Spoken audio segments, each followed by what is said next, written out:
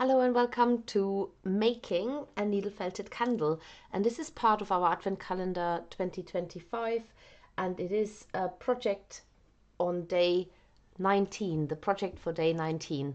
So we've done candles before. You might remember that maybe you've seen our white candle, but this one is a red one.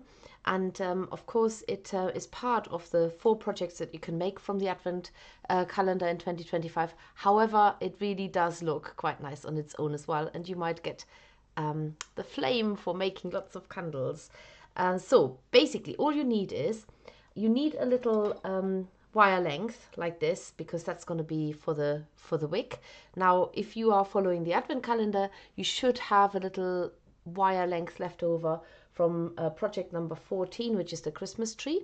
So that would be good. It's about 5 centimeters, and it can be, the thinner the wire, the better.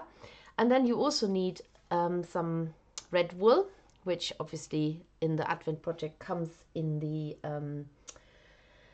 day of that Advent day. You need some grey, and we've used a little bit of white just to mix the runny wax.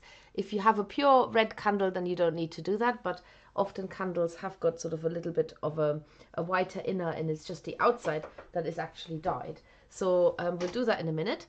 And then you also need any kind of length of we call it a template. It could be a wire, it could be a long needle, it could be the back of a brush, it could be a knitting needle, anything that's sort of relatively thin, because you're going to use that as a template to wrap the wool around to get a nice firm base. Now I'm going to use, what shall I use? I use the needle because it's quite slippy, so if you have a slippy contraption like this, then maybe it shows you how to overcome the challenges of that. So the first thing you're going to do is you're going to tease the wool that you've got into a thin strand, and I can't emphasize it enough. Keep the layers really thin and add lots of layers rather than trying to rush this. So I hold on with one hand to the wispy ends, and then with the other hand I fold them over. Now hold on for a long time, because the wool will slip around your template. So hold on to it for as long as you can, and keep then going along the length. Now I've just switched it round because I find it easier after a while to twist my template and let the wool slip in, slide over it. So the wool doesn't slide around the template anymore, because I've made it really tight. So the first base layer needs to be nice and tight. Now you're making this candle approximately 8 centimeters long. So keep measuring it. It's almost there. You can of course make a longer candle and a skinnier candle, or if you have core wool, start with a white and then add the red over the top and make a really nice big candle if you wish. So this is my first layer wrapped. Okay, now I'm going to go back to the starting point, so at the sharp end this side, and I'm going to repeat the process. This time it will be a little bit easier because I've got the I've got the layer done here already. Oh, I'm going the wrong way, you see. I'm not even teaching my own words. So if this happens, just get back to the basics. Sometimes you can tighten it a little bit. So, no, I did start that way. So start by going over the layers as best as you can. We are going to needle felt this down in a minute whilst it's on its template. So as soon as we've got enough thickness built, we're going to add needle stabs into it to secure it. So try your best to get a layer going, but if the first layer is nice and tight, you have definitely got an advantage. And then another layer, and all the way to the back. So ignore if it becomes a little bit loose underneath. Just wrap it as best as you can, and as soon as you've got a layer on there that allows you to stab the needle into it, that's what you're going to do. So we are working on this candle mostly whilst it's on its template. So I'm going to use a coarse needle and I just stab past that template. Make sure that you don't stab into it, because the needle will come off the worst. So go past it. If you've wrapped it really, really, really tight, you might want to try a medium needle. You need to sink that needle in there. So if it's just bouncing off the surface, that's no good. Stab it, stab it, stab it. And we're going to add more layers to the top. So we're just stabbing it a little bit just so that it's not coming loose or off. So it requires a little bit of patience. And you can already sort of start stabbing into the end, making sure that the wool doesn't slip off your template altogether. Now, if you're using a paper covered wire, you have an advantage in that the wool doesn't slide around so much when you start out. So I'm using a very slippy stainless steel needle, and that is a challenging template to use. Right, so next layer, starting at that same side again. And I'm going over and over, keep going over it to wrap the wool layers. So the larger the candle, the longer this will obviously take. If you make a skinny candle, then you can stop sooner. So just let me just call my dog back because she's whining. Honey, go in your bed. Go in your, here. In your bed. Stay. Good girl. Okay. If it starts to look a little bit messy, don't worry too much. You've got a solid base there, so you will get that evenness on the outside back again when you start felting into it. So just make sure that you keep stabbing quite deep into the candle at the moment, because you want to make sure that the layers inside are nice and solid. So even out the top layers and make sure you don't hit that wire. It is definitely not a good idea to hit it because you'll break your needle. You might break a couple of needles on it. But in a minute we're going to take that template out, and then we should have a nice strong base there to add more layers over the top if need be. Now it looks a lot longer than it should be, but when you start felting into the end, it will shrink back quite a bit because we haven't done that yet. And so once it comes off the needle, then we can do that. Okay.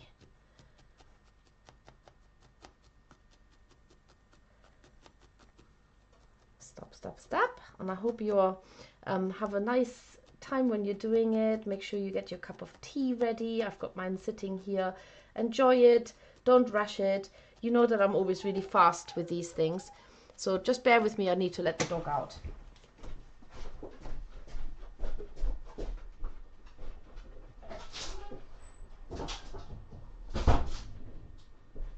Right, coming back. I'm grabbing also a little bit of white, which I didn't have with me for later on. Right, it's a tiny, tiny wisp, so that's not in that day's advent calendar. But what is it?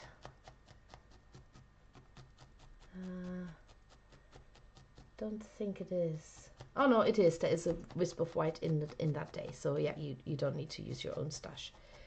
Okay. So in to make a candle that size, you need about 3 grams of red wool, or whatever color candle you want to do. You need a wisp of a flame. This is just a top, and it is definitely a top that works best. And then a little bit of grey, and that's just because we've made a little like a little silver stand for the candle. And then a tiny wisp of white if you want to make the inside of the candle slightly whitish, so where the wax has melted, the red has melted into the white. Right, so stabbing into there still. And you can see that the shape of it is actually becoming quite candle shape. So it's got these rounded bits at the top. We can change that later because obviously it's a burning candle. So if it's already been burning a little bit, or you can keep it like a brand new candle. So you've only just lit, then you don't have to do the white mix. And also you don't need to have the runny detail on it, because if it hasn't burned very long, you won't have that yet. So this is getting quite, but you can also see how much you can still shrink it.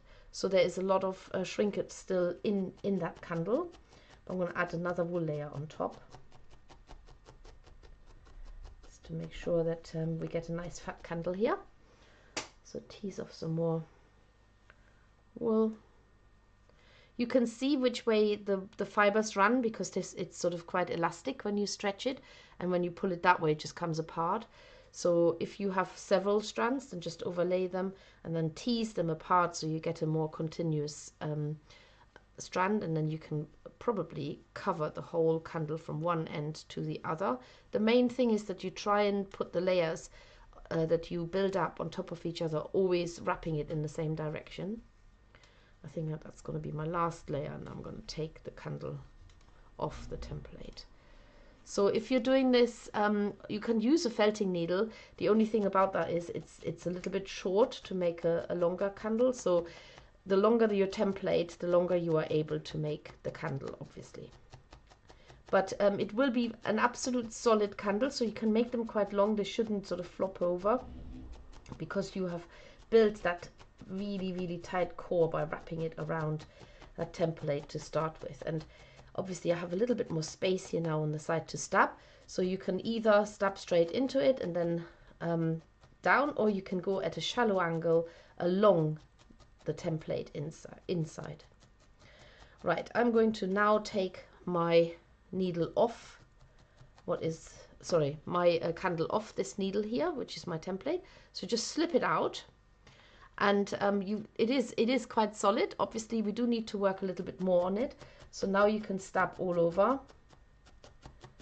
and you might want to add more layers, and more to the point, make it flat at one end, see which one is more willing to have that happen to it. Change to my coarse needle.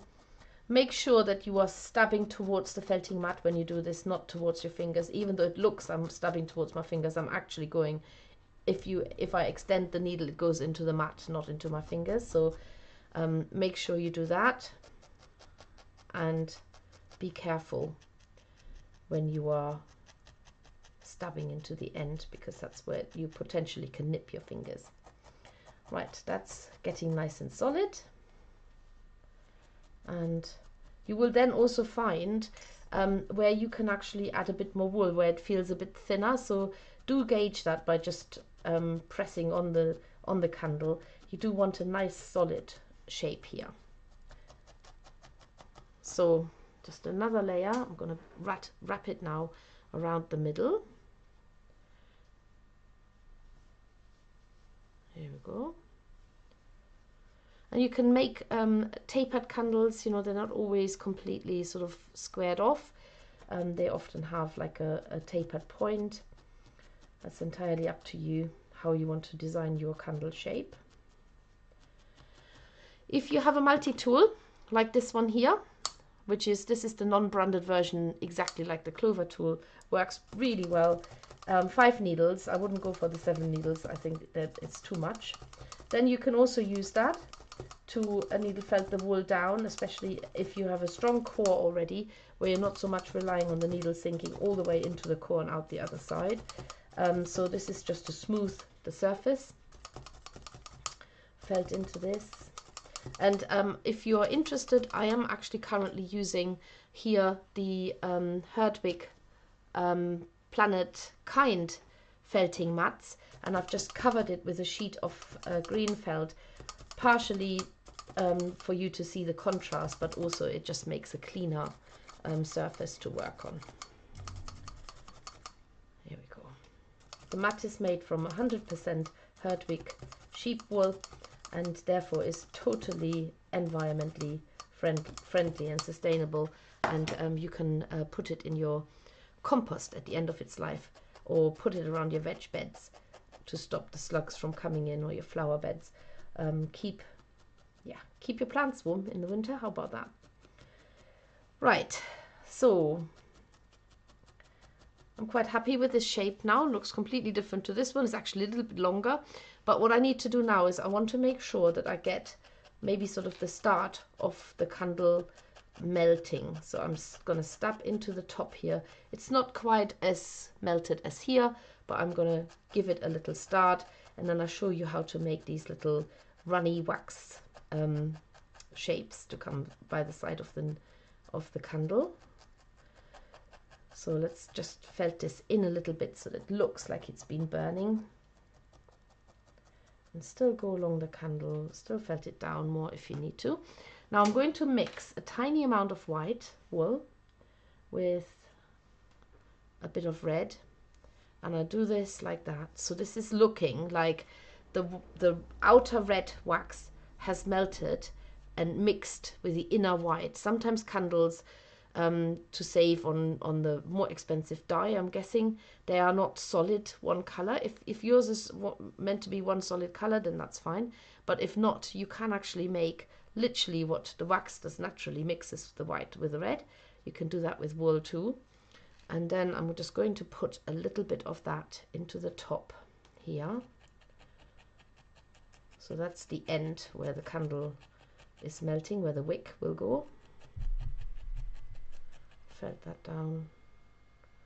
Get rid of the wispy ends. Don't want to. So what you see me do now is I'm twisting the wool around the tip of my needle like you would twist spaghetti on your fork, and then the fibers catch into the tip of the needle, and then you can stab them in because you caught them. So, right. So that's the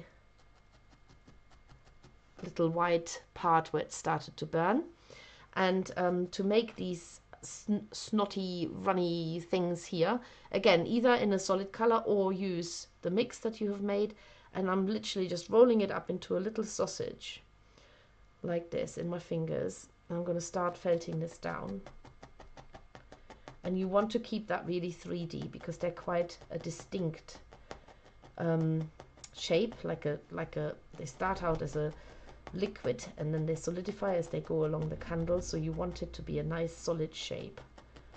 There's nothing fluffy about it. So stab into it and keep turning it so that you make a proper sausage shape. I'm leaving the ends wispy at the moment because I can felt them, can use the wispy wool to felt against the candle, but I can also round it off whilst it's on the candle. And when you've got a nice solid shape, maybe twist it between your fingers to fluff the wisps down a little bit.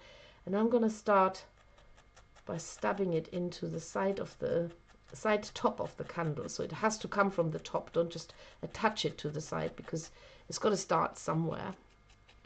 And you could even have that candle sort of slightly burning more on that side. And then stab it very gently into the edge and onto the candle. So don't stab straight into that shape because you're going to flatten it. You want it to remain a 3D shape, and then just round the other end off, like that's where it had solidified and couldn't run anymore. And you can make a second one in exactly the same way. So you've got your candle wax running down the side. So for the flame, you have your wire, and you need to use your wool top, and you're basically trapping the wool top like this in the middle of the wire, like that. If you have a thinner wire, it works better, but if you're using the wire from the Christmas tree tutorial, then use this. And then you want to twist the wire shut. If you need to use pliers, use pliers until it's closed. Make sure that the wire the wire at the top is properly shut too. So I'm just going to grab some pliers to actually shut it properly,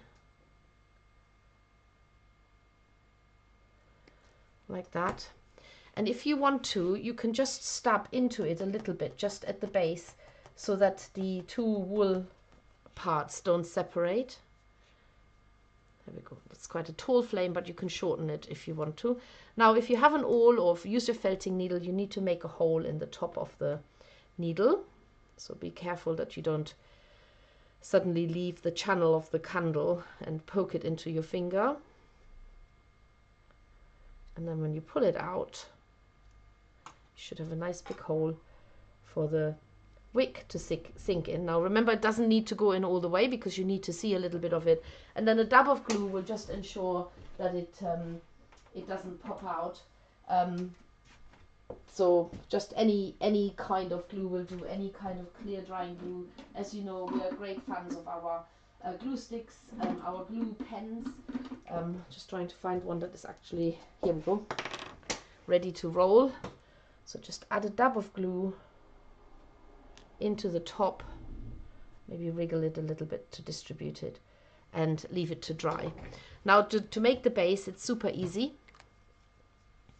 You just use some of that grey wool. You don't need to use all of it straight away, but make it into a strand that fits the circumference of your candle, and then then fold it in half so that you've got a neater edge where the fold is, and then just go round the base like this.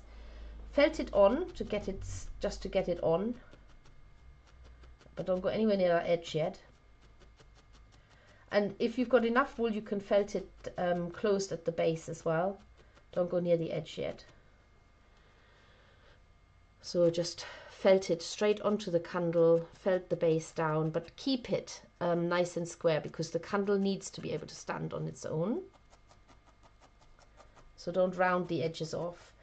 Best way is to felt into the base and almost make an indentation. That gives you a nice solid base. And I've got a little bit of a weak patch there, so I'm going to add a little bit more of that grey wool on there now, just so that I don't have the red showing. This is almost sort of meant to look like a little silver candle holder, so you can make it a little bit broader at the bottom if you want, add more wool at the bottom, but I haven't got anywhere near this edge yet, so just ignore the edge for the minute and just get the wool felted onto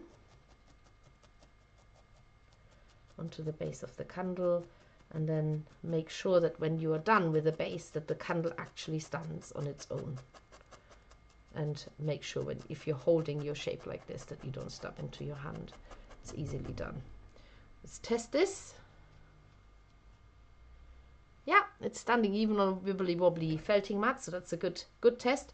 And now you're going into the base of the candle and into the space between the candle and your candle holder to create a very contrast edge. So you don't want the candle holder to melt into your candle.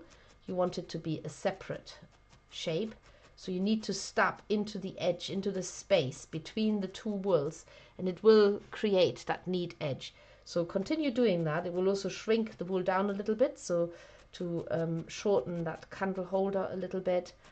And of course, once you've done this, you can stab some more into the candle holder itself, but don't flatten the edge against the candle. So still stay away from the edge so you don't flatten it and it looks like they're not two separate shapes. And that's your candle done. As easy as that.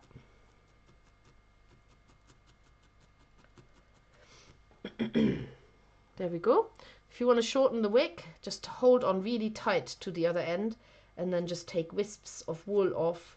You don't need to cut it. We do want that natural like wispy bit going up because that looks like the candle is lit, and the glue is still drying. So yeah, each candle will look different, I can guarantee you. And if you want to make a white one, why not? And can't wait to see your candle in action, because of course it's not quite the last project of the Advent calendar, but it's almost the last one. So I can't wait for you to show the 4 projects all together, which they will all make sense together as well, but also individually. So hope you enjoy making this now, or for the Advent, or at any time in the future. And yeah, share with us what you're doing. Remember to subscribe to our YouTube channel if you haven't done so too. Like this video and check in regularly, because we're uploading loads of new stuff all the time. Thank you very much.